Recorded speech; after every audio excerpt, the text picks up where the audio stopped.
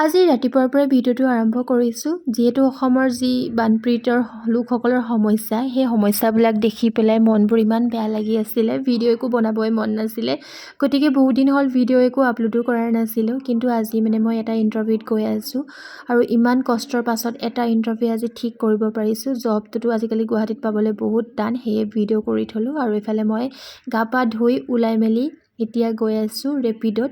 মই লোকেশ্যনটো ভালকৈ চিনি নাপাওঁ যে গতিকে ভাবিলোঁ যাওঁতে মই ৰেপিডতে যাম আৰু আহোঁতে ৰিক্সাত আহি যাম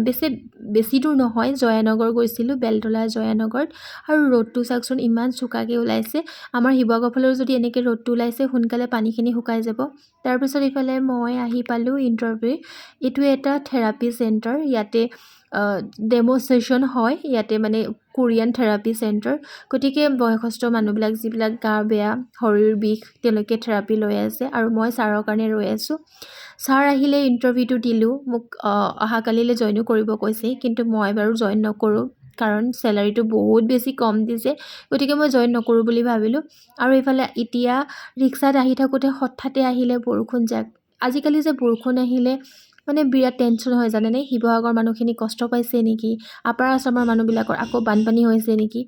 আৰু এইফালে বৰষুণৰ মাজতে মই আহিলোঁ বজাৰত ভাবিলোঁ আকৌ বৰষুণটো দি আছে ওলাই আহিব নোৱাৰিম গতিকে একেবাৰে ৰুমলৈ যাওঁতে বুলি এইফালে অকণমান চব্জি কিনি লৈছোঁ ৰুমত খাবৰ কাৰণে